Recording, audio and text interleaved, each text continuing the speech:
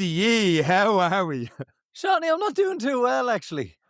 Oh, I thought you were doing well. You said you're doing well before you hit the record button. All of a sudden, you're not doing too well. What's up? Yeah, because you said I should have lots to talk about, and then you gave me nuggets, and now I can't remember if I could think of what I'm supposed to be talking about. Oh, I tell you where I was going with that one. So right after we recorded the podcast last Monday morning in sunny Barcelona, not so sunny as record this episode back in Ireland, we talked about 33 out of 34 people that finished the marathon. Your knee and stuff was at you, and we went off to have a few drinks. You gave Monroe his you tried to give him a bucket of beer. There was no bucket of beer. Buckets. You gave him a pint, and then as you were just in a daze in your own little world, and all of a sudden the phone rang, and it was like the hotline rang, the Batman, Commissioner Gordon ringing Batman for help, and you're back on track. The main man to give you coaching coming into the next year. Yeah.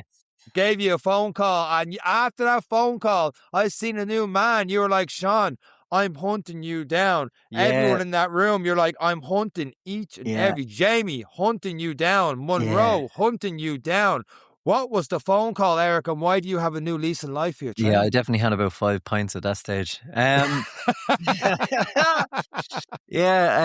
No, actually, funny enough, Teresa, who was on the trip, came in and looked at me and went, has Ger Copeland not abused you yet? And I was like, actually, funny enough, he hasn't. And I opened my phone, and I'd say 2 minutes earlier, there was a text message there, timestamped like 2 minutes previous from Ger going, what the fuck happened to you? So I said we video call him and tried to explain, but that was a big mistake because all of you just abused me. But then Ger said, right, that's it. You're doing Dublin half marathon. And I'm training you. So that's it. So this next coming week, once I get myself right, I'm gonna have to try and hunt all yous down, but I can't let him down again. So that's what I've been told. So yeah. I'll have to start training, which is good. I got back training. I was doing some of the rehab stuff and squatted, did the Bulgarian split squats for the first time in a while. And I tell you what, great exercise. I haven't looked at stairs or sitting on toilet bowls the same since. My God, it's amazing. It is amazing. No weights, no nothing, just body weight, and it has humbled me. But again, highlighting the issues that I was carrying, that strength and condition wasn't as good in the areas above the knee. So we have to work on those little things. But last week we were mildly hungover and in good form. I was probably so embarrassed about it. I was actually expecting more abuse. You were actually quite fair to me considering what you all said when you all had 5 pints. But I do want to say and touch on, and you have touched on 33 runners, 34, 33 who finished. It was... Jeez, I could nearly say 33 and a third because I did a third of the race. He did a third of the race. It was phenomenal to have people from all over the country come with us. It was absolutely amazing. Our gang from Cork and Paula, Andrew, Marie and Kevin joined us for the first time. Karen, it's very much Karen. We're going to have to get Karen onto the podcast. Every time we're going on a trip, she tends to drag a gang from Cork with her.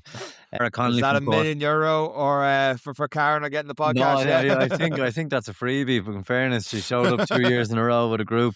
Yeah. Dara from Cork as well, and Will. Dara completed his first marathon as well, which gave me such pride to see him come up to the finish line. We had so many others. David and Suzanne Kavanagh. I think I was Suzanne's tour guide for most of the weekend as well, which was great. Owen O'Brien came back for a second time. Fiona and Thomas Aspel came all the way from Sligo to join us. It was one of those where the other half was just told you're going running a marathon. like Emma Kay last year. Just told you you're running, that's it, and you're up with the podcast. Yeah, so that was, and our Midlands crew didn't let us down either again. They were absolutely phenomenal. Some of them have even threatened to come and do the High Rocks with me. We might be calling them out on that. Absolutely amazing group. Added good crack. Yeah, I just have to say it was some of the jokes we can't repeat, but they were great. But I think Joanna was doing her first marathon as well, and she did really well. Geraldine was back for her second one. Maggie, it's I'm gonna forget certain names as I go through those who survived the weekend with us. Joe had a great run. I think he ran a 3:20 something, and only his second marathon, I think. Oh, his second marathon. His first one was in Dublin last year. He only took it up last year. Running all of a sudden, he's running 3:20 marathon. It's class to see. Yeah, it's absolutely brilliant. With Janet and Nathaniel. Nathaniel came from Manchester. They met together. I think they're doing. I think they could have London coming up. Am I right in that, Sean? Janet has London coming up. That was one of those where I felt bad because in the airport, Janet was like, "Oh, my coach is telling me to pull back and just enjoy Barcelona this weekend." And I was like, "Janet, one, don't take advice from me, but two, if it was me, I'd send it for the first 30K. And then if you're on pace for it, then keep on going, get your PB. But if not, to pull back and to give you an idea for Barcelona." I don't think she listened to me, which is great. But she seems all set now for London. Felt good afterwards. So, yeah, the best of luck with that. Yeah, and again, we had a couple of our returners. We had Louisa Barry. Monroe was back, of course, taking beer off me. Christina and Pat gave us a good few giggles. Pat, I think, is bringing out a calendar next year.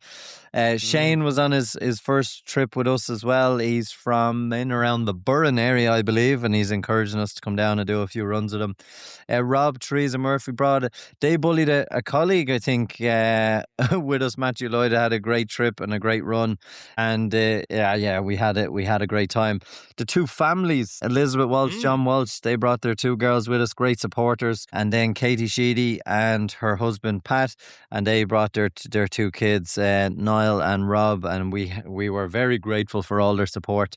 So yeah, look, it's a phenomenal group of people who joined us from just listening to the podcast, and that's the bit we find bizarre. I don't even know how to put it into words. Sorry, Marie. I have to give a shout out to Marie, who went around cheering, and it's part of the Longford or the Midlands gang.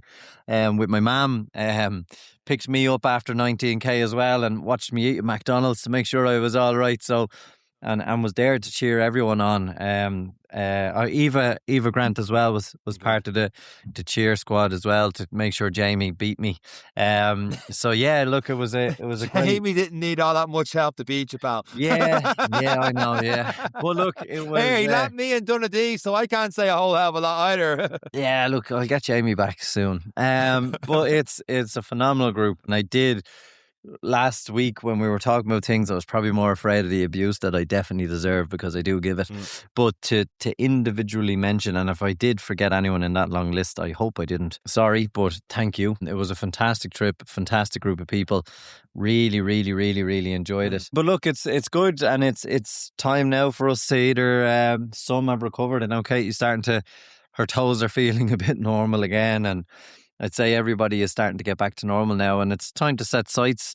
We had a first good weekend. I think everyone can say it was the first good weekend of weather that made you go, ooh, might go for a run. It was a change in the feeling of, I wouldn't mind getting an L race in or a run in or going out. And then obviously with the later evenings and earlier mornings now, it's going to be a nice change. So hopefully people in that group will take where their fitness is now, like myself, and build on it. And others who were fit and ready, hopefully they can use this as a baseline to go and take themselves a step further. And I know, like, there's one or two of the group, like Laura Ryan has had a great run and well overachieved what she thought she was going to achieve. And let's hope that gives confidence to do more. So many people who are taking on spring marathons and spring races are in a similar boat. A couple of people, groups and stuff we've had on have been away for half marathon weekends we've seen on the social media. So well done to everyone who survived the spring marathon season. Best of luck to anyone who's going to do London. And we'll see what the rest of the year brings on for us. Absolutely. After Barcelona and stuff, 2-3 days later, I did nothing Paddy's Day because I'm like, I'm happy to stay in the house. But I had that big come down. All of a sudden, I found myself like looking up different races for a little bit. Like, no, Sean, you said you need to pull back, so pull back a little bit. So I forced myself to pull back a little bit of races, but got out for that 16K this morning. The Sunday morning was bright enough, like you said. And the body's feeling okay. It's not too bad. So looking forward to Bill for the next two months or so. But getting a little bit nervous with what you and Jared Copeland have in store. He's either going to get you to your absolute fittest or he is going to break you, man. Yeah, it's going to be two things. But I think when I was on that long walk, when I binned my race number, I was on that long walk back, and I had a bit of a chat with myself. So I'm happy to give this a go and see what we can do. I do have something in mind if I get a ticket for Dublin, but I'm not going to tell you. I'll tell you at the start line. Well, since you're telling me nothing now about Dublin and all the rest, I guess we're going to talk about this week's guest, the podcast. And this one's a really good one as well, because it's a great balance of different stories from what our next guest has done, and then just going out there and just really enjoying marathons. But he's also from a strength conditioning background as well. So there's a lot of great tips and stuff in this one, and a few different things we actually haven't heard too much about on the podcast as well. So, Eric, while you go and get your coaching advice off Jared Copeland, then I start worrying over here in the corner, get myself out there for a few more runs and pull-ups and all other challenges I got going on, I'm going to send it straight to this week's episode of the Any Given Run Day podcast. Let's go! Pull-ups. Yeah, next week. Our next guest on the Any Given Run Day podcast is a strength and conditioning coach who has ran 54 marathons, including 10 marathons in 10 days around a track for Ware, Ireland. He is the founder of Performance Stock, has ran 247 kilometres in 72 hours and cycled 200 kilometres from Cork to Wicklow on a BMX. David O'Connor, welcome to this week's episode of the Any Given Run Day podcast. How are you getting on? Hey lads, thanks very much for having us. Absolute pleasure. And thanks for that introduction. No heating on in the house, David. I know. I'm in my office here, lads. That's which is me Volkswagen Golf. Yeah, this is.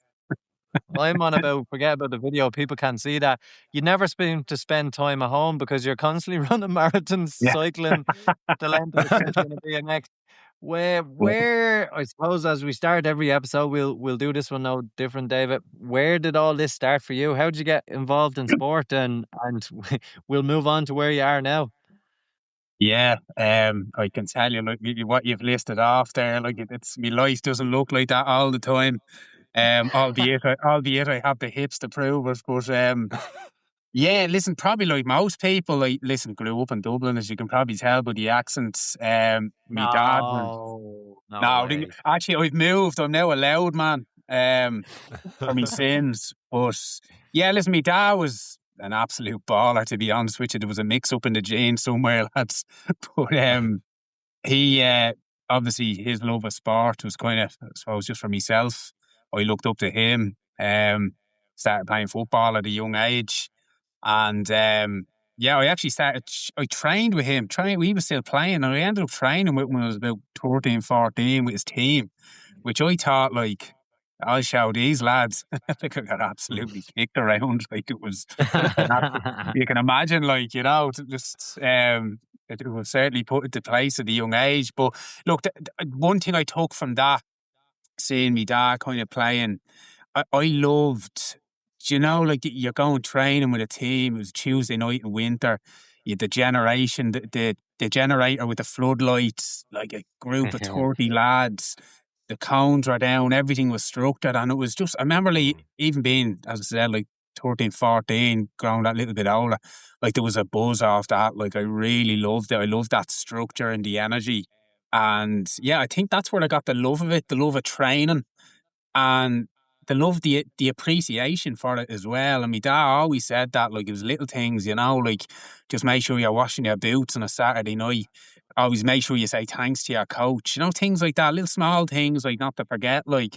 So I think that's probably where the love started. The running piece, it's a strange one. Like, the running piece came from a quite unusual sort of experience, because what you've kind of mentioned at the start there, Sean, all that work I do for kind of charity with Aware, I have done. I do is just probably like so many people. Like, I've had sort of deep rooted kind of mental health issues myself, around, which sort of surfaced kind of throughout that period, early teens, just from being bullied in school. And I was also mugged. I had a syringe held up to my neck. I was mugged on the street. So at the time, it was incredibly traumatic. What it tells me now is that was somebody in a really messed up way doing their best to make their life better because they wanted something off me. I think logic would tell me he was never going to use that hit on me. But as a 14-year-old, I obviously didn't understand that. I was absolutely terrified. So I think one of those things, the bullying or that incident, is probably enough for anybody kind of at that age to sort of upset you and leave a few emotional scars. But being picked on because of what you look like, and it was because I was a little bit chubby, when I look back, I was probably no worse or, no bigger than anybody else in my class. But what it came down to, I decided one day I was so sick of it. I was like, I had asked my mum to buy me Slim Fast, which is like incredible. Like for a 14, 15-year-old, to be having that in your mind because you'd seen it on an ad, and I was sick of how this was, people picking on you, but get us some Slim Fast, will you? So I decided one day, and I know this is quite heavy, lads, but there is a bit of comic value in this. I'm sorry. Those who can't see me, I'm laughing. I haven't heard Slim Fast in about 15 years. This is brilliant. I know, I'm showing my age there, Jesus. As a Luke would say, and 2 tubs of Slim Fast there, will you? I don't even think that's available anymore. Oh, my God.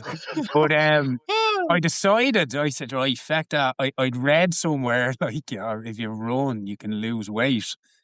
So I remember we had a half day from school on a Wednesday, and I decided, right, I'm going to go for a run. But what I'll do is, I obviously don't want anyone to see me. So I'm going to run in a pair of jeans. Because, I'm gonna say, like, if anybody sees me, sorry, I can't stop because I'm running for a bus to go to town. And look, I am laughing, but there's obviously quite a sadness to that. Like, but I went in my jeans, and I did about 15 minutes, and heart was pounding. I remember being terrified. Oh, please don't let anybody see me. Please don't let anyone see me. Like, and anyway, I did it. Did a bit of a run, came back, and I kind of just a reflective piece, I suppose. I was like, I actually really enjoyed that. And no joke, since then, like, running has been like an integral part of my life. And the biggest thing for me was it was always for me head. It was never, and it's never been about times, speed, any of that. It's always been a practice I've done for me head. And that was, I'm 42 now, so like I've never owned a watch for me run. Even when I run marathons or anything, I don't wear a watch. I just keep it simple. I keep it about me head. And that's what works for me. So look, naturally from you're going back 30 odd years here, like it was built up. I got involved when I got interested in it, obviously playing football. I did athletics then in school. I got into that a little bit. Can I just cut across to dive into that a bit longer? To go from the jeans to going, I really enjoyed this. How did you feel then about trying it for the second time? Was there still that anxiety about stepping outside? Did you say, actually, do you know what? I actually wasn't so bad. I'll do this in shorts the next time, or how did you transition? Because to go from that, as you're about to say, athletics clubs and stuff is a big step, because even the anxiety of going as a young individual or as a parent with young teens who are probably looking at this phase, to go from that step as a parent, so go in your parents' shoes, he wants me to buy him Slim Fast and he's chasing buses in his jeans. It's funny now that we can say it because you talked about it, but there was a serious step that would have had to happen in your life. What was that? Yeah. And what was it like? I probably didn't have much clarity on it at the time. But I mentioned there about that kind of attack I went under with that chap. But when I look at it now, I'm pretty confident again. It was a step to try and make me feel better about myself. And as a result, it did make me feel better about myself. And yeah, look, thankfully, the next time I went, I did wear shorts. So, but you're right. I mean, and going back there, it certainly wasn't a time where just going out for a run on your own was all that common. I'm very lucky kind of where I grew up is like near St. Anne's Park and Raheny down near the seafront. And that always interested me because I remember I used to go down I'd run as far as the wooden bridge in Clontarf and then go home then up through Colester and that. And I remember then kind of the interest for me, the excitement was like, geez, could I go a bit further, Could I go down, maybe next time I'll go down as far as the sand dunes. And then I'll go over. So I think that was an interest to me. That was the challenge, I suppose, that I recognised in it. But look, I think it's probably as simple as saying it did make me feel better about myself. And again, without realising, it was probably just something quite singular that I was doing for me, without kind of, long before social media and everything else. Like I was just doing something quietly for myself. It started off for the wrong reasons, but look, like I said, it's been an absolutely massive part of my life since, and always will be.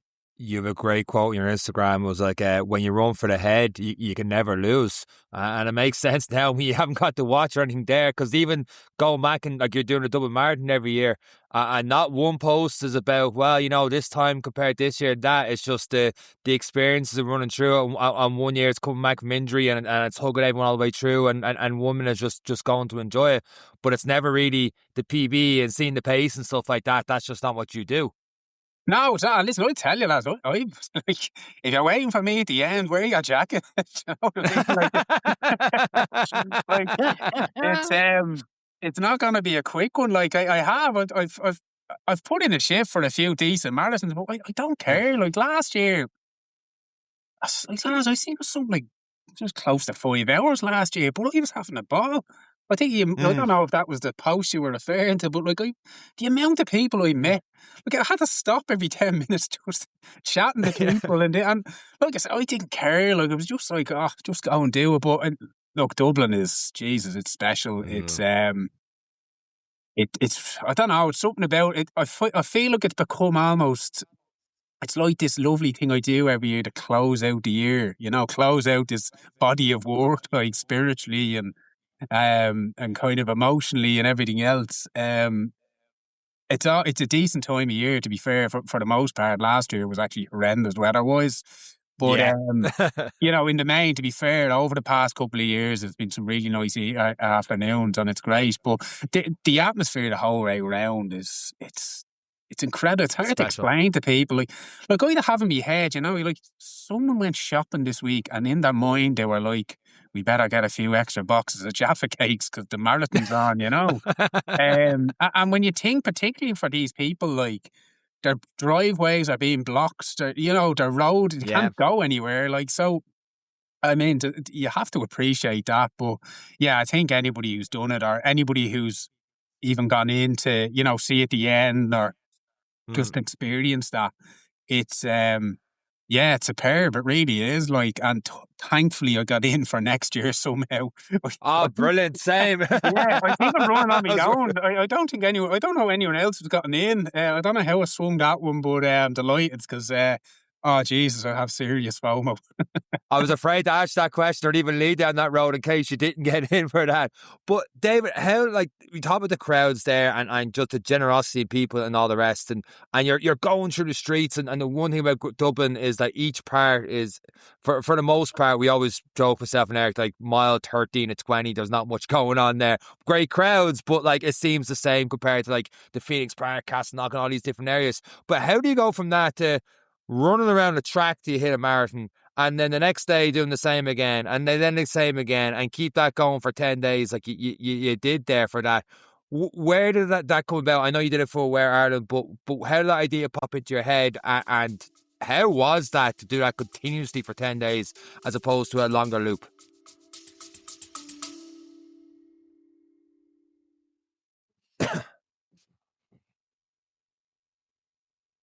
So a quick one for you. What's your secret weapon when the legs are feeling tight before a run? Oh, that pre-run stiffness is real. Lately, Sean, back in my cold environment, I've been reaching for Ultra Pure Wintergreen Heat Rub. It's become a part of my everyday warm-up routine. Oh, absolutely same here, especially before the odd tempo run I do, or the cold morning miles. I massage into my calves, and Lord knows I need help in my calves, quads, to get that warming sensation going. The gentle heat really helps me feel ready to move, and the wintergreen gives it that classic comforting sports rub feel. And it's ideal for those cold training days or when your muscles need that extra little bit of help to feel ready. It absorbs easily, so it's perfect for your gym bag, race bag, or even keeping in the car for after a tough session. So whether you're prepping for a run or easing off afterwards, it's a great addition to your training routine. So if you're building your training kit, check out Ultra Pure Wintergreen Heat Rub. Elevate your everyday with Ultra Pure. Find it online at ultrapurelabs.ie or in your local pharmacy or health store. By listening to this advert, you are supporting this podcast and Irish businesses. Now let's get back to the episode.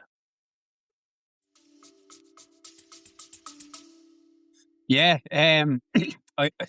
this has only come up because it's our running podcast. It's usually, so I've learned to park this because it's a bit like, you know, that episode of Simpsons with Bart. So I didn't do it. So that's me a little party piece because he's still going on about that bleeding 10 marathons. So I try not to bring it up, but obviously within the context, it probably is quite relevant. But yeah, it's an interesting one. Like I said, I think I mentioned there, like the speed piece was never quite me vibe. Where that came from, probably a lot of people. I'd read a lot of really good kind of, you know, ultra marathon memoirs, Dean Canarze's, Scott Jurek, and then obviously Born to Run, which so many people have read. And I think just that capability, like, and recognizing half of that, that's not even physical. That's something deeper. And sort of always had in my head as, you know what, I always say, like, we're capable of doing so much more than we give ourselves credit for, like, and I probably confidence-wise, I never really believed that. But where that came out of, two things, as I got a bit more confident in me running, had experience, obviously, a couple of marathons, a couple of trail marathons. I always had in my head, right, I want to do something, make some kind of impact, raise some money for, different mental health charities around Ireland. And where it came out of was watching the Rio Olympics, so 2016. Mick Clotty was running, who I'm sure you know, are very familiar with. So Mick is someone I've just so much respect for. He grew up near me, went to my same school. I know him well. Jesus, lads, he's absolutely gorgeous to watch running. Like that fabulous head of hair and all. He's hypnotising. John. He's hypnotising, but I met just kind of obviously with him there, like it was incredible watching someone from down the road. And then we start thinking, I'm like, Jesus, like, if he's in the Olympics, like, what isn't there 10 more people here in the Olympics? You start overthinking everything. But anyway, from really getting into watching Rio, I just genuinely had this moment watching one of the track races where I was like, Jesus, I wonder has anybody ever done a marathon on a running track? And genuinely, that was the seed. It was nothing to do with 10. That was the seed. And it sort of kept coming back to me. And I have no idea how I got the 10, lads. One probably would have been enough. But no, where 10 came from was the 1 symbolises the individual and the 0 symbolises the track. And what we were trying to achieve with it was we wanted to kind of symbolise this kind of metaphor for this kind of monotony, this never-ending feeling, this repetition that you'd associate with kind of low mood, with depression, anxiety. And the flip to it was, well, if you surround yourself with the right people, with the right mindset, you can overcome that. So that was the setup. That's what we pushed. And I say we, lads, because you don't do something like that on your own. You need a lot of support from family, from friends. And probably initially I had in my head, like I'm going to need a lot of music here. Like I'm going to be on my own, baiting around this track. Like no joke, lads, I over 10 days, I wasn't alone once. Like it was incredible. My dad described it as, says like field of dreams, if you build it, they will come, like. And it was, honestly, it was the most special 10 days of my life. It really was. Every time I came around, like the arc, you'd look up and see someone coming through the gate. Some friend you grew up with, some ex-girlfriend with a buggy. No, that's right. It's like honestly, there was so many people. I was just like, Jesus, how did he know about this? And it really was. It was incredible. And the beauty of it was, like we mentioned there, it was nothing to do with watches or time, and it was you were running and people were chatting, and they were chatting to strangers. They were chatting to me. Everybody was being open. Um, it really was incredible. And what's absolutely mad about this, lads, I didn't even get a blister. It was crazy. When you're looking at a scale of something that big, did you know it was 10 before? Or why 10? Or are you, when you look at things going forward, do you think maybe I could have done another 10, 15, 20? There's some people running the length of Ireland. Does that kind of thing interest you, having completed something like that? No, I think the biggest thing with the couple that you've mentioned, a few things there, like, and anything I've done, I've genuinely, I try to do it with sincerity and meaning, rather than, oh yeah, I'll do that. That'll get me a few likes. And I've given you kind of the metaphor there behind the 10 and 10. Like that was in my heart doing that, what it was for, everything I'd been through.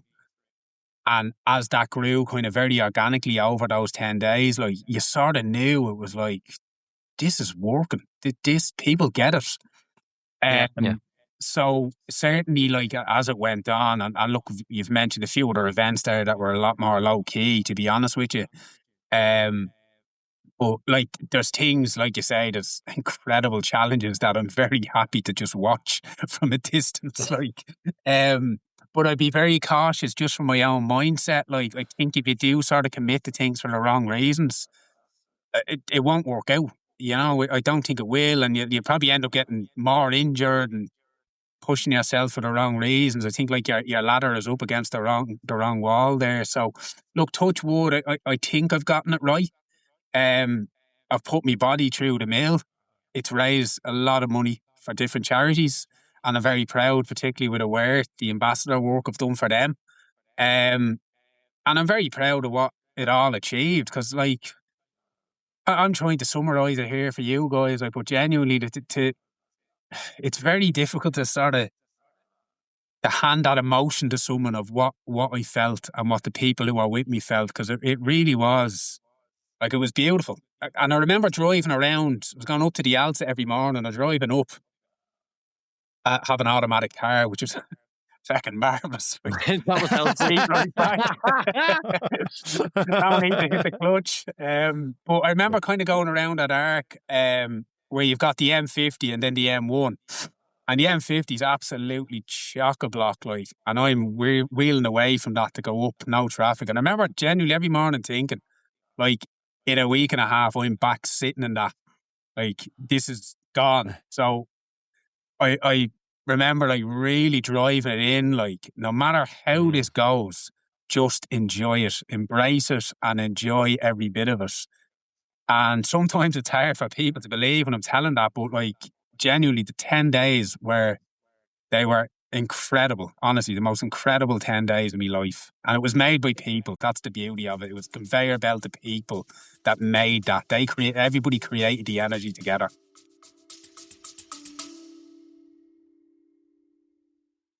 Hydration is key to fueling endurance performance. Perform Nutrition's Electrolytes Plus sachets have been specifically designed to fill the need for advanced hydration for athletes. With 1,000 milligrams sodium, all essential electrolytes, and 2,500 milligram performance blend made up of glutamine, taurine, and coconut water powder, one sachet will replenish and revitalize your hydration.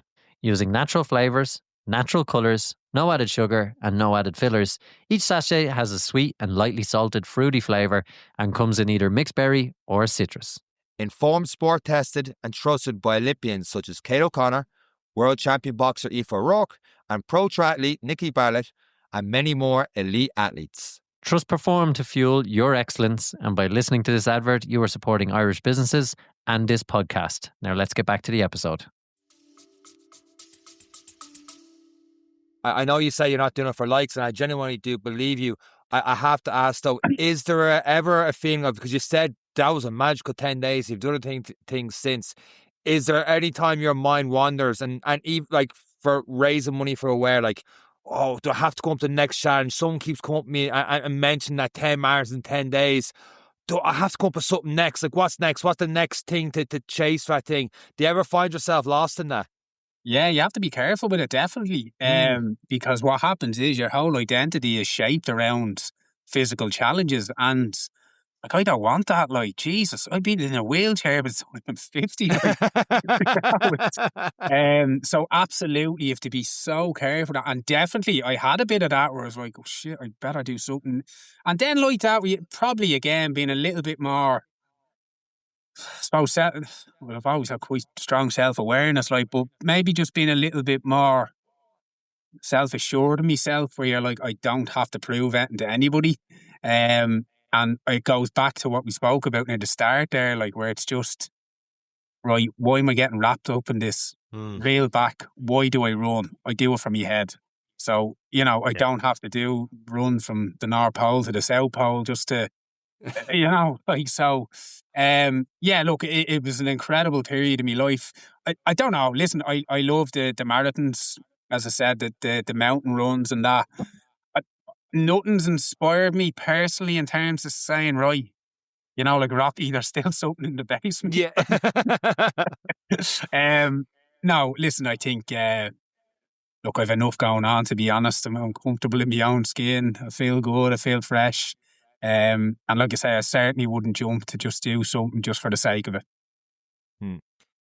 David, I do want to get back to that BMX, because I grew up with a blue BMX, and every kid around me had the gears. And actually, no, I'm getting into this now because I'm starting the story. Like, the people around me had all the gears and stuff, and I was the slowest kid in the block because that BMX, people liked to doing wheelies and different things and that, and it was durable as hell, but it wasn't fast. Why the BMX from Cork to Wicklow? Yeah, again, I go back about that symbolism. Genuinely, that was a bit of fun.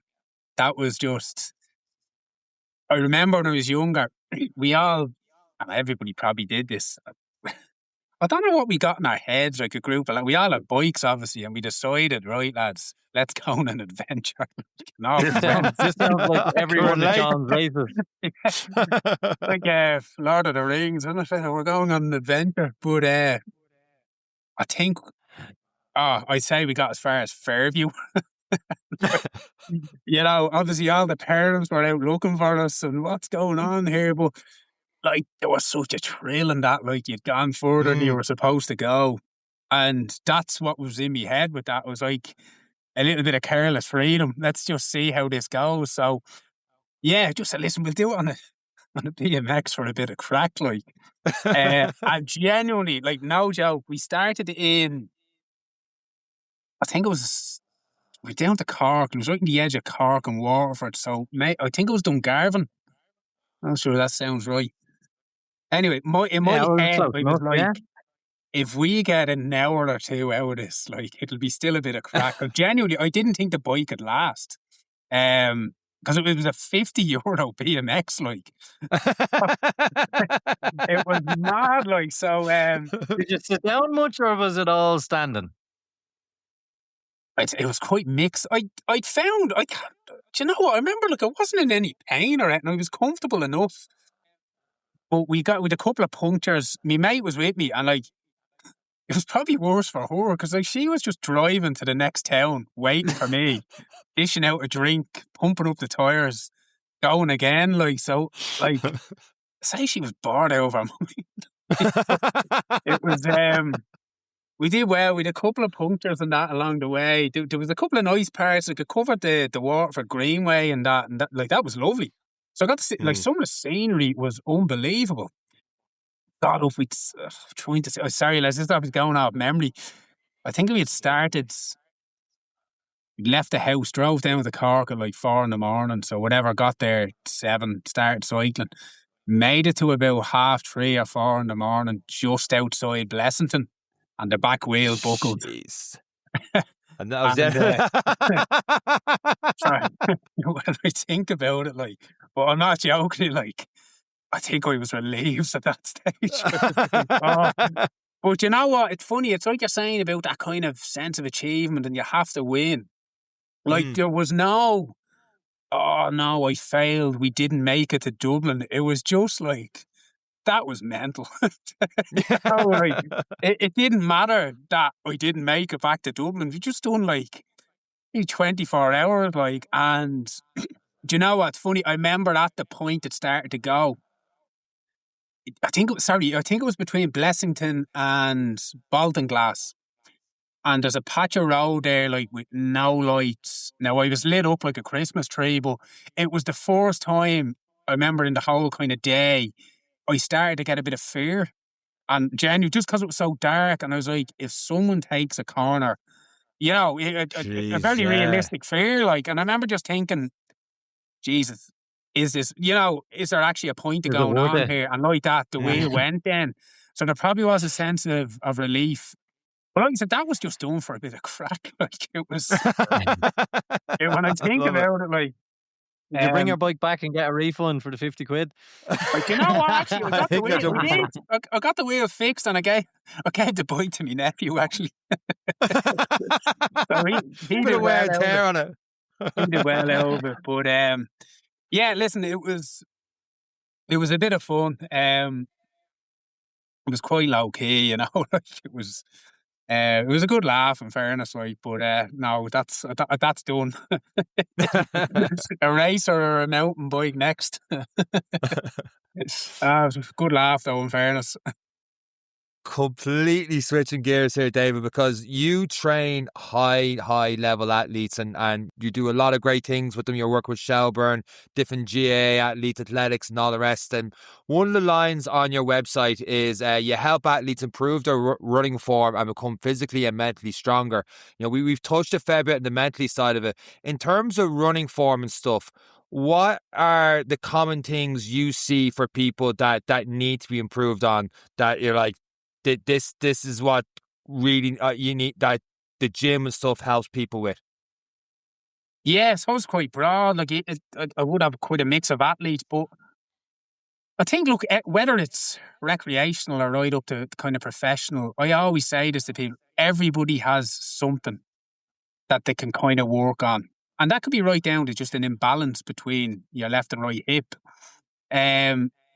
I think I tell you where I'll start. I'll start with youth athletes, right? Because I think there's an awful lot of pressure on young footballers, because probably most of my business is footballers. And it's almost, they'll come to me and it's like at the first session, it's like, am I going to be lightning quick at the end of this, you know? And but it's not even an arrogance. It's like a fear. It's like, oh, I have to go back to my team because my manager says I need to be quicker. Which is it's incredibly unfair, you know. And the kind of message I give to younger athletes is like, we're joking about it there. Like, I say, like, look, I'm in my 40s. I'm still trying to, you know, better myself at running or enjoy me. You know, I said, you're going to be doing this for the next 15, 20 years. Like, don't be pressuring yourself for the next 45 minutes or the next 2-3 weeks. When you go back to then, you as a teen, when people were kind of bullying you and stuff, kids have a lot of access, which in a good way, we always say, if you can see, you can be, you know. So yes, to see what they can be, they can set their ceiling a good bit higher and hopefully burst through it. But is there a double-edged sword that you've just kind of touched on there, that I'm not as fast as, you know, and the negative side of it? Yeah, it's probably, in my opinion, I think it's a bit of misinformation. And it's, I suppose, what we're all maybe a bit guilty of in team sports particularly is just the kind of the lexicon, the language that we use. And that maybe when a coach or a parent does say, you know, you need to get faster, it's with good intentions. But like, as you guys know, that could mean anything. Is that you need to get faster because you're running against Sean and he's beating you in training, when in truth, you're not going to be playing against Sean on a Saturday. Is it you need to be quicker at turning and accelerating, you need to be quicker at change of direction, you need to be quicker at 40 metres. It's such a large umbrella. And that's what I try and do with people. And like I say, that's whatever level you're at, you're trying to break it down bit by bit and saying, like, look, we're going to trash this out for 4 weeks and give you confidence get you more aware of your movement, obviously build the strength, push when we can. Can't always do it in season. You have to be really, really careful because we don't overcook anybody. But I think just that is why I lead with the mental piece more so, is that, like, look, you're doing a lot. And particularly say, like, I like to say to people, like, I'm taking sessions at 4:00 on a Friday, say. Like, it's 4:00 on a Friday. You're here. You don't. What are you doing here? But genuinely, like, yeah, I should be at home. But like, terrible business model, but you're asking them what they're doing here. But you're like, you're here doing extras on your own back. You don't have to be here. So, like, give yourself some bloody credit. And I'm probably relating that more to the youth athletes that I'm very lucky to work with. I think when you do get kind of up to higher levels, it probably does get a little bit more specific. And in most cases like that, it could be more, I've been carrying this niggle for 5 years now. Can we correct that? And then work on your form and give you a little bit of a spring that you can take back then with your team. Everybody is different. It's a bit of a politician's answer, I suppose. But at the same time, everybody can kind of benefit from the basics, and that's scaling right back to just good form in your mechanics. And you can teach that very, very simply through biometrics, A-skips. You're just teaching people to use the hip, the knee, the ankle, stacking your body, getting them thinking about the position. Deceleration, particularly in team sport, is probably one of the most under-coached areas. Particularly with female athletes, of a lot of female athletes. If you look at, the kind of the issue around ACL injuries, the non-contact piece is generally a single leg sort of jarring into the ground and collapsing, which you can attribute back to, right, can we start these girls training proper deceleration mechanics and landing from an early age? And then, like I say, that's the first time in my career in anything I have heard someone mention we need to train to slow down. It's crazy when you think about it, isn't it? But it makes so much sense when you say it. It makes so much sense. Even when you look at footballers, the most recent, they're chasing a ball and then a leg jars and all of a sudden the ACL is gone. Who are doing recently? The Liverpool player recently, Conor Bradley, just did it. Conor Bradley, kicked the ball, jarred it, and he's, God forbid, now he's always injured, but he's probably not the best example. But that's people who have this. But this is the first time, and all the coaching and stuff, I've heard somebody, and thankfully it's on this podcast, talk about deceleration and training it. Yeah, it's amazing. No, genuinely, it's you need to put a paywall up. Never considered it. Yeah, get the paywall up. If you want to listen to this next bit, it's a tenner each. But listen, it's vital, and the analogy I kind of use is like, look, we can get the car to speed up, go down the road. If there's no brakes, what's going to happen? And I know we love using cars as these kind of analogy when it comes to our health, but like, they fit well and they're so easy to kind of, oh yeah, that actually makes sense. But if you look, say, like a lot of your guys who are listening, who are runners, you think about the kind of dynamic of running at the moment in Ireland, kind of post-COVID. We've got these brilliant running clubs, and it's one of the great things to come from lockdown. But you're doing the same repetitive movement time and time again in the same plane of motion. And if you think of, like, say, your tendons, which you obviously need to be firing to help you move, like, including the likes of a box drop, which is the same, your landing mechanics, will go a long way. Just to, you think about like a pogo hop with your tendons up and down, it's going to protect the muscles, it's going to load, teach you to spring. There's so much value in that. And I think, Sean, you kind of mentioned sort of beforehand, like, about that, the attitude to the gym if you're just a recreational runner. And there's 3 big fears when it comes to gym work. And it's generally like, it'll get me too big, it'll slow me down, or it'll injure me.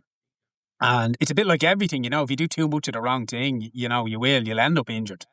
You'd want to be working, particularly from a starting point, like putting serious hours in under a machine to get ridiculously bulked up. Like, it's highly unlikely. And again, with the right work, the right dose, particularly if you're only a kind of a weekend warrior, like, you're not going to do too much in terms of a workload to slow you down as such, like to turn you into a bodybuilder.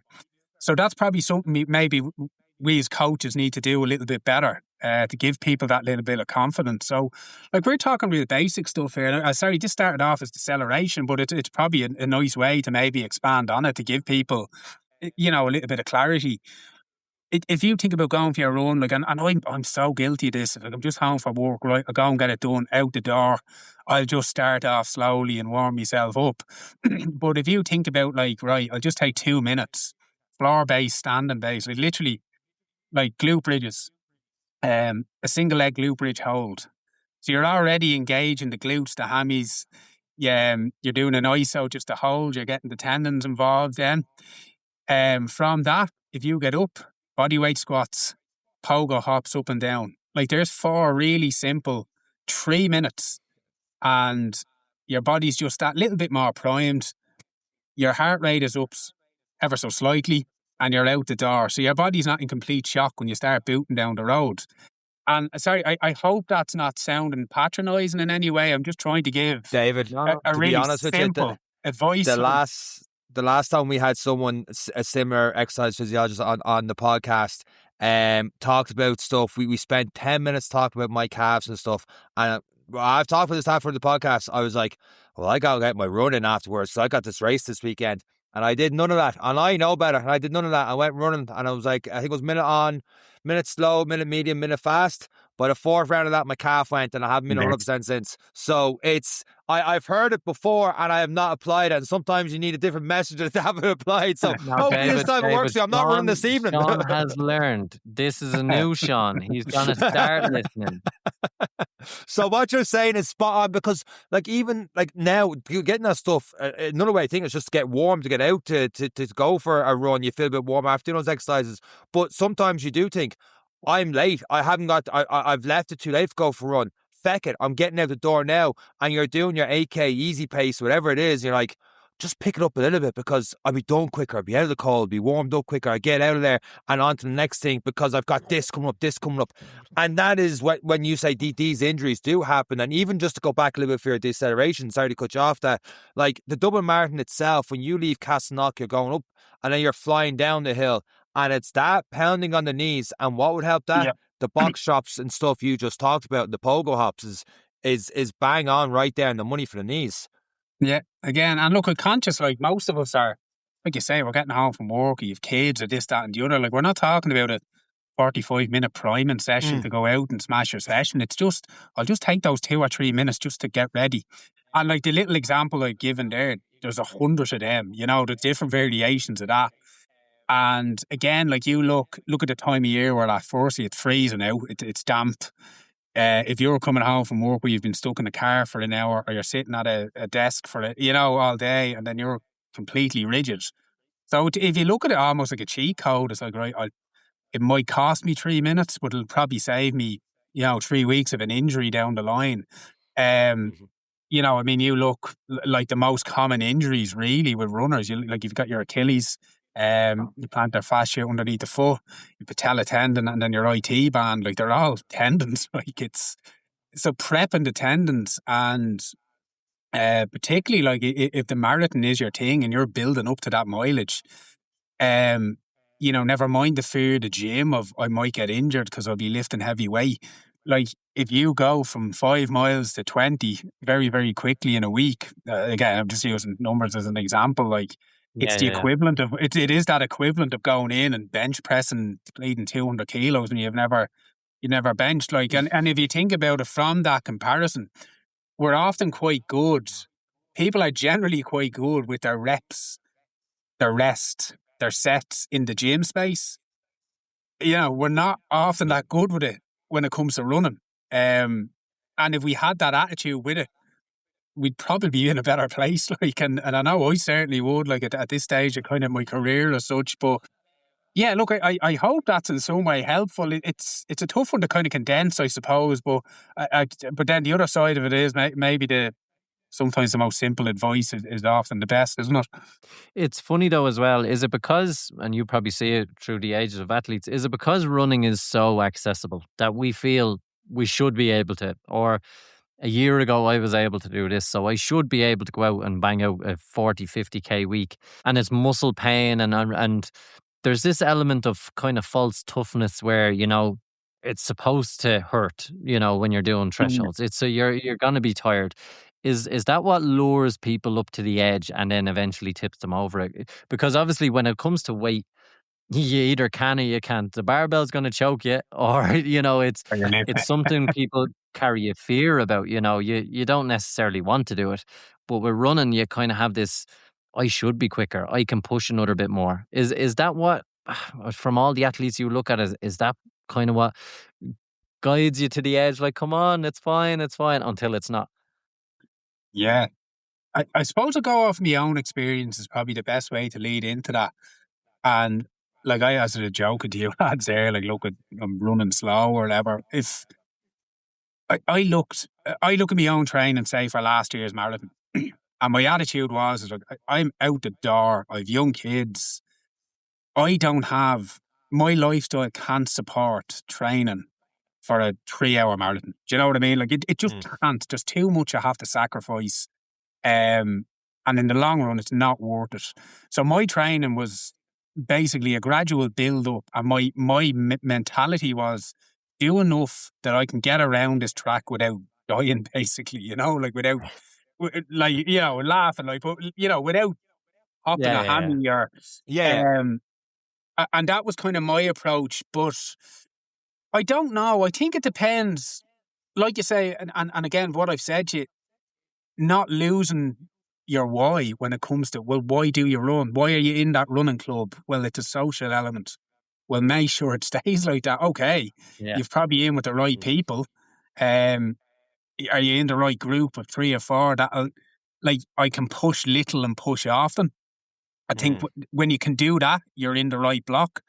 I think if it's a case of I have to stretch myself every night to the max, that's going to catch up with you 100%. But I think if you're in doubt or you're being swayed and thinking, oh, Jesus, will I do that? Will I push? Like, just bring it back to why you do it. That would be my kind of approach to that. Look, obviously marathons, it's the thing, isn't it? Like I've known plenty of people who I want to do my first marathon, and they're caught up in the hype, the start a bit of training like that, the look at that lifestyle, the look at everything else, and actually, you know what, this probably isn't right for me. I'll stick to the 10Ks. And you know what, I'm actually getting more enjoyment out of that. Like, so yeah, look, it's an individual piece, isn't it? And I appreciate, like, if you're in that bubble of runners and other people are doing other things, it's easy to get swayed. But yeah, look, I think maybe just remind yourself of why you do it, and that'll generally guide you in the right direction as to, right, where can I push and why should I push as well. For someone listening that's like that, they are in that marathon bubble and they have, you know, 8, 10, 12 weeks before getting in, let's say 16 or so weeks before marathon, but they're hearing they need to do more gym work. Is it too late?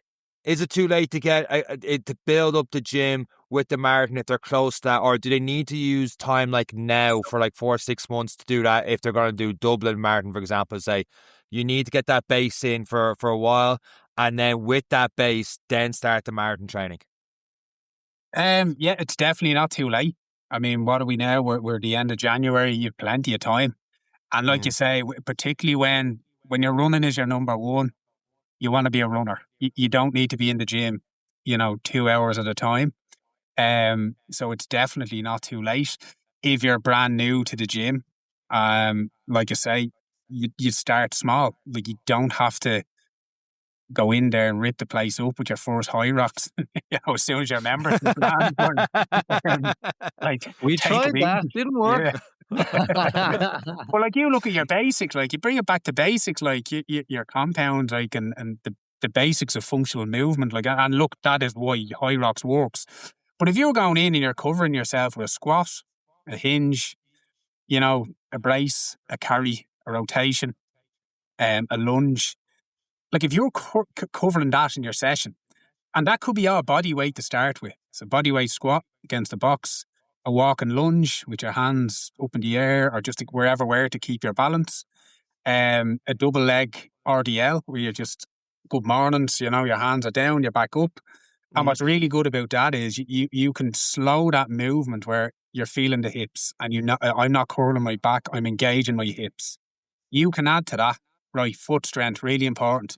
Do the RDL on your feet, on your heels are elevated. Do your walk and lunge with your heels elevated.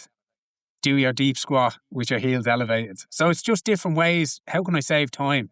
On my last set, right, little bit of foot strength, I'll get my heels up off the floor. Your brace. What's that doing, David? Sorry. I've heard before the goblet squat for the heels elevated would be more for the front of the legs, the quads. But for the RDLs and stuff like that, what are we doing here? Yeah, so sorry, I don't mean kind of perched on a block. I mean literally in a calf raised position. So, okay. Yeah, sorry, I apologize. Yeah, I know what you mean. If you were teaching a squat, you could do your elevated heels on a block. Yeah. Yeah, sorry, my apologies. I mean, No, you're good. literally like a floating heel. And right. It's just a really, it's a good bargaining tool to kind of get a bit of footwork in. So it's just strength on the foot. And particularly I'm with you now. Particularly say with a lunge, it's a movement in it as well. So you're also coordination and balance. And then same with the RDL, like you're literally coming to face the floor where you have to keep your balance. But I promise you, lads, you will feel that around the edges of your feet and that by rep 6 or 7. And again, I'm just conscious that like we're talking about maybe people who have jobs and everything else going on. So it's how can I squeeze all this in, like, and not be, like you say, 2 hours in a gym. And sorry, I think the other ones I mentioned, it was like of a carry where you're literally just carrying weights up and down the Astro. And then a brace then is obviously the likes of your plank, side planks, things like that. And then what we've mentioned there, you've got your box jumps, so a little bit of vertical power. Broad jumps are excellent, just power over the ground. Good measurement for broad jumps. If you can match your height with a broad jump, that's a really, really good foundation of power. And again, I think what's good is, particularly if you're in a commercial gym, like you say, most of them are kind of redesigned now for that high rock setup where you have the space to sort of do things like that. And then, yeah, like the other one, the box drops and a few pogo hops. And look, I say that I'm generalizing a lot of this stuff, and I probably just have a beginner in mind. If you start getting into the nitty gritty, like it obviously things will get a little bit more individualized, a little bit more specific around kind of your training age, your injury history, what else you have going on. There's different kind of isometrics that you'd probably integrate as well. That'd certainly help because they're high tension, but there's good recovery. So the likes of a wall sit, basically excellent for kind of obviously your quads, your patellar. They're absolutely nasty at the time, but you're not left walking like a crab for 3 days afterwards. So, yeah, look, there's so much there, lads, and I'm just conscious that maybe if I keep spewing out stuff, it's probably not going to be helpful for anyone. But look, it's not too late. Like 2 sessions a week, literally 20 minutes, and brilliant. You think about why, the information overload, but like it's an opportunity to use the internet.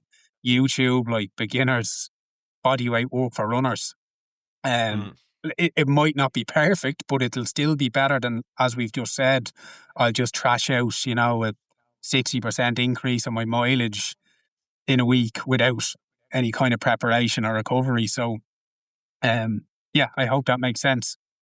Absolutely. Even that, because a lot of people go into this with all or nothing background, and then someone from your level of S&C going, only two times a week, 20 minutes to get started, to build into it is where you need to go from there, and keeping it simple and keeping the basic, because like you said, the basics, they work. They're there for a reason. You're hitting every body part there, and you're slowly building. You don't need to go in and start doing all these advanced things you might see on online in some places, stuff like that. Keeping it beginner and stuff, it's like that Kobe Bryant analogy where after you get every game he keeps hitting 200 free throws or whatever it is, and it's just like, why is he just doing the basic stuff? Because you perfect the basics, it can lead to all sorts of great things from there.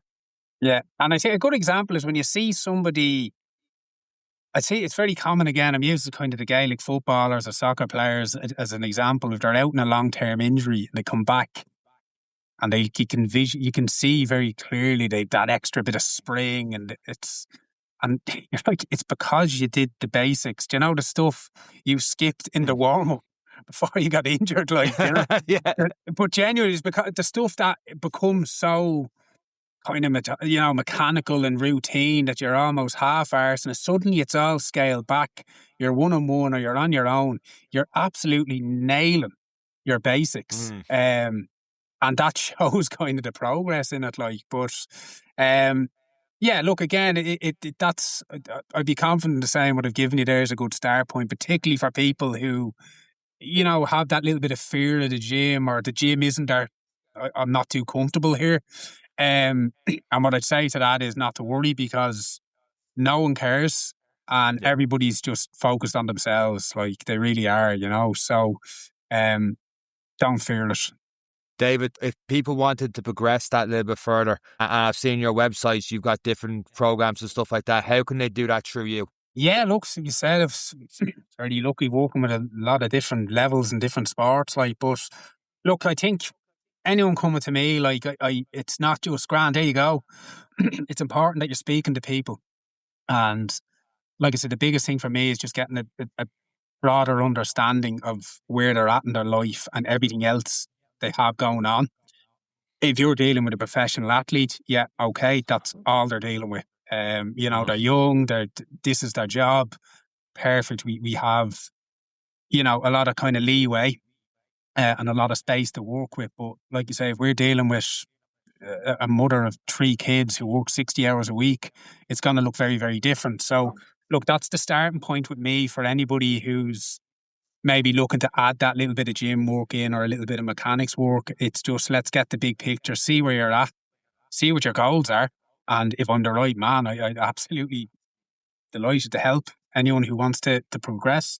And then equally then, like, there's people that come to me and I'll refer them on to someone else, because I know, actually, you know, Sean's a better fit here, so let's send you down there. Like, but look, I try and treat people. You're not talking about this, Sean. Jesus, David. with a dodgy calf. I don't think there's enough hours in the week for you to bang sense into this fella anyway.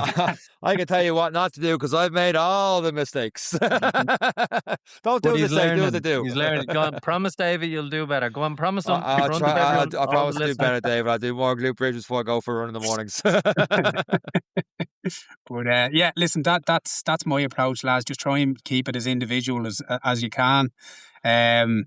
You know, one week could look different to the next. It's you've got to work around people's schedules, people's energy levels, and everything else they have going on. But like I said, there's always something you can work with.